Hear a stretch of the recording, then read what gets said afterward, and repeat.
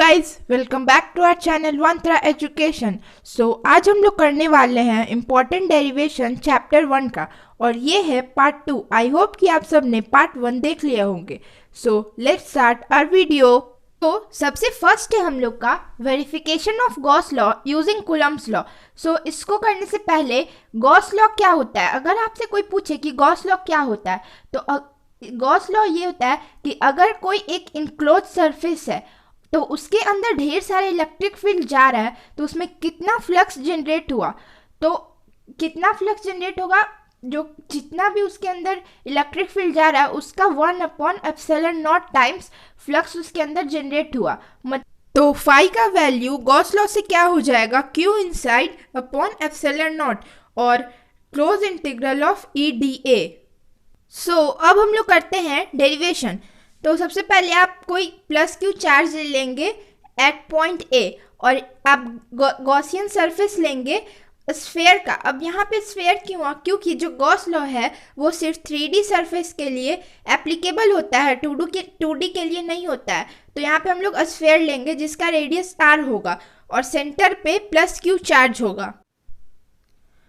ये है हम लोग का स्फेरिकल सरफेस, जिसमें ये छोटा सा पोर्शन है जिसका एलिमेंटल एरिया है, जिस हम लोग ले लेंगे dA, और ये चार्ज जो प्लस Q चार्ज है इसका इलेक्ट्रिक फील्ड इस तरफ होगा, तो उसको हम लोग ले लेंगे E।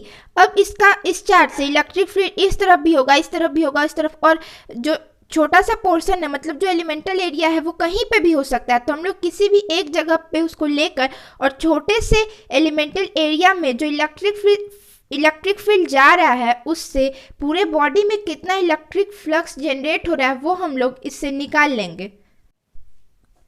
सबसे पहले हम लोग इलेक्ट्रिक फ्लक्स निकाल लेंगे। तो इलेक्ट्रिक फ्लक्स का फॉर्मूला हो जाएगा d phi is equal to E dot dA। अब यहाँ पे d phi क्यों हुआ, क्योंकि जो एरिया था वो एलिमेंटल एरिया था, मतलब छोटे से एरिया के लिए हम लोग निकाल रहे हैं, तो फ्लक्स भी d phi हो जाएगा। तो d phi is equal to E dot dA। Dot को हटाएंगे तो यहाँ पे cos थीटा आ जाएगा, और एरिया और इलेक्ट्रिक फील्ड के बीच में जो एंगल था वो 0 था, दोनों सेम डायरेक्शन में था। तो यहाँ पे थीटा हम लोग जब 0 लेंगे तो d phi हो जाएगा, d phi is equal to EdA। अब हम लोग का फ्लक्स आ गया, तो अब हम लोग उसको इंटीग्रेट कर देंगे यहाँ पे। तो इंटीग्रेट करेंगे जब उसको, तो phi is equal to EA आ जाएगा। तो हम लोग क्या निकाल रहे थे, गॉस लॉ निकाल रहे थे कूलम्ब्स लॉ के हेल्प से।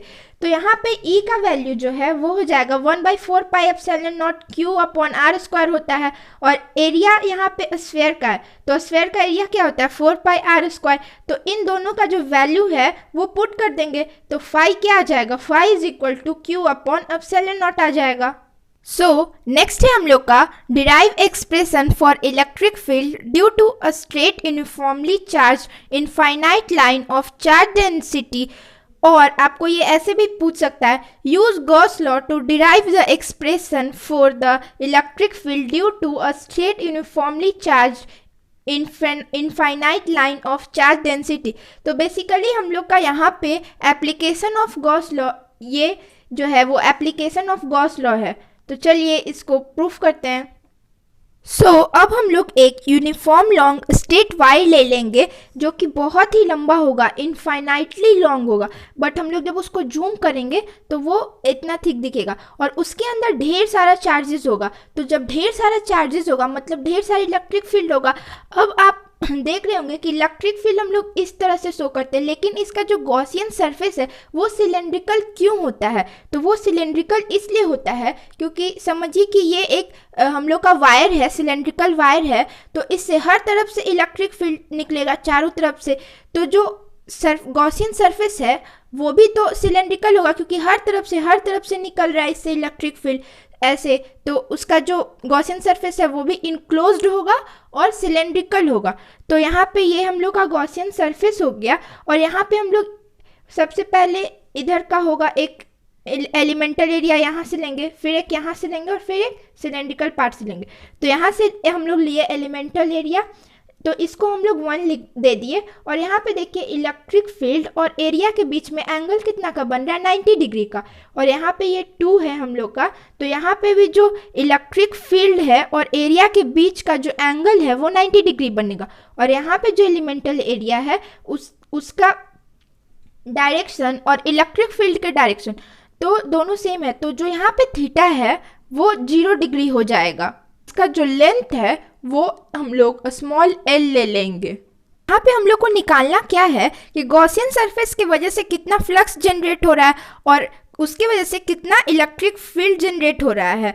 तो अगर कोई वायर है तो उसके वजह से जो चार्ज का डिस्ट्रीब्यूशन होता है वो लीनियरली होता है। तो यहाँ पे लीनियर चार्ज डेंसिटी हो जाएगा Q/L। अब यहाँ पे L क्यों आया, क्योंकि कोई वायर है तो उसका तो एरिया होगा नहीं, तो लेंथ होगा। और यहाँ पे जो गॉसियन सरफेस है वो सिलेंड्रिकल है और इलेक्ट्रिक फील्ड का जो डायरेक्शन है वो रेडियली आउटवर्ड है, क्योंकि उसके अंदर वायर के अंदर जो चार्ज था वो पॉजिटिव चार्ज था। तो पॉजिटिव चार्ज होता है तो इलेक्ट्रिक फील्ड रेडियली आउटवर्ड होता है। सबसे पहले हम लोग फ्लक्स निकालेंगे। तो फ्लक्स क्या हो जाएगा, EdA cos थीटा। तो जो सरफेस 1, जो हम लोग एलिमेंटल एरिया 1 लिए थे, जो सरफेस 1 लिए थे, उसके लिए जो थीटा था वो 90 डिग्री था, मैं आपको बताई थी। तो यहाँ पे थीटा 90 डिग्री हम लोग पुट करेंगे cos थीटा की जगह, और फाई 2 भी हो जाएगा EdA cos थीटा। और सरफेस 2 के वजह से भी जो थीटा था वहाँ पे थीटा वो भी 90 डिग्री बन रहा था।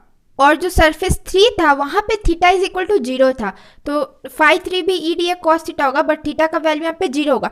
तो नेट फ्लक्स क्या हो जाएगा, मतलब phi net phi 1 plus phi 2 plus phi 3 हो जाएगा। तो हम लोग तीनों का वैल्यू पुट करेंगे तो cos 90 का वैल्यू 0 होता है, तो फाई 1 और फाई 2 का वैल्यू तो टोटल 0 हो जाएगा, और फाई 3 का वैल्यू हो जाएगा EdA। और जब उसको इंटीग्रेट करेंगे तो फाई जो हम लोग का आ गया वो EA आ गया।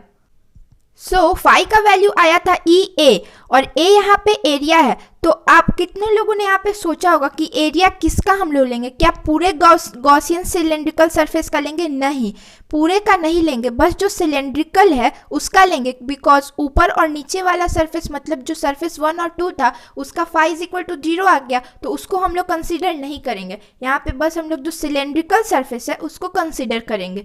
तो यहाँ पे अकॉर्डिंग टू गॉस लॉ, तो गॉस लॉ के according phi is equal to q inside upon epsilon naught होता है। तो फाई का वैल्यू हम लोग का आ गया। यहाँ पे जब ए का वैल्यू पुट करेंगे तो phi is equal to E into 2πr आ गया। तो यहाँ पे हम लोग फाई का वैल्यू पुट करेंगे E इंटू 2πrl, और यहाँ पे Q इनसाइड, यहाँ पे लीनियर चार्ज डेंसिटी वाले फॉर्मूला से Q का वैल्यू आया था, ये आया था, तो उसको हम लोग पुट करेंगे और फाइनली हम लोग का इलेक्ट्रिक फील्ड का वैल्यू आ जाएगा। हम लोग का फाइनल इलेक्ट्रिक फील्ड का वैल्यू कितना आया, lambda upon 2πr epsilon naught. Next है हम लोग का find electric field due to uniformly charged infinite large plane thin sheet with surface charge density. और आपको ऐसे भी दे सकता है, use Gauss law to find the electric field due to uniformly charge infinitely large plane thin sheet with surface charge density.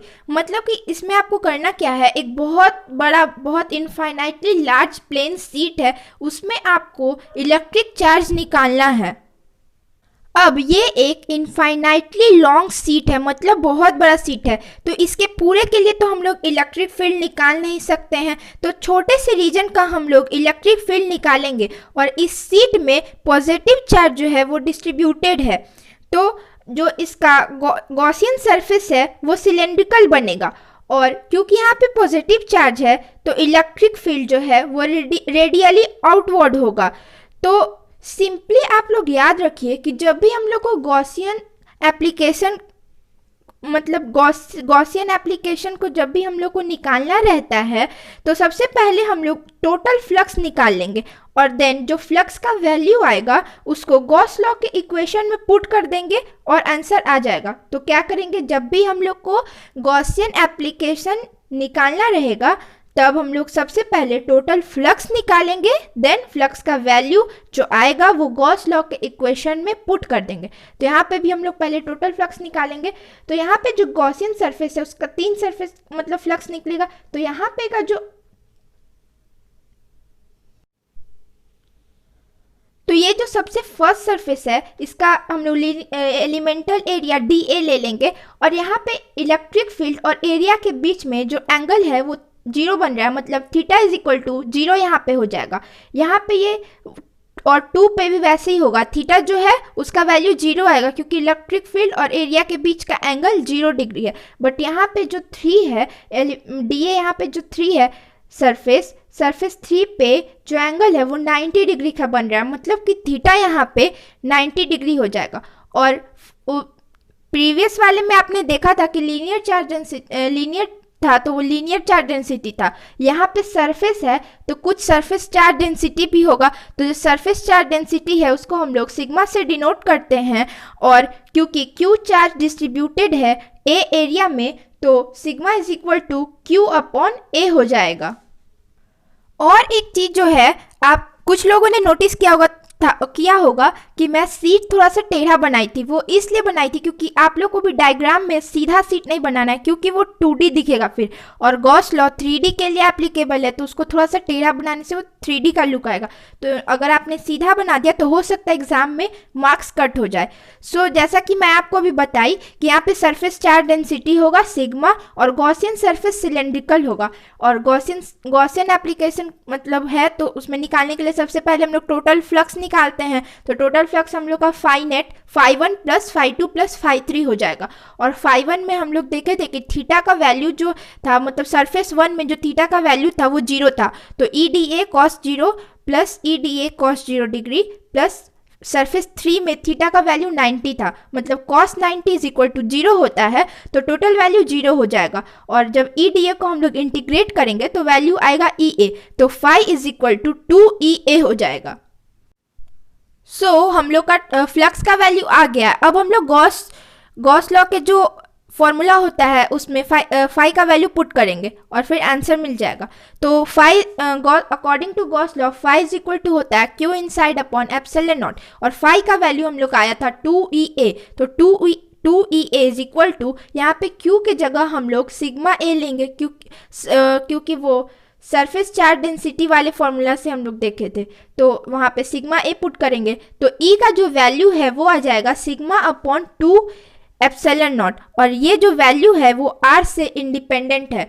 तो I hope कि आज मैंने जितना भी डेरिवेशन करवाया है वो सब आप लोगों को क्लियर हो गया होगा, और ये सब सारे ही डेरिवेशन एग्जाम्स के लिए बहुत इंपॉर्टेंट है, सारे बोर्ड एग्जाम में पहले आ चुके हैं।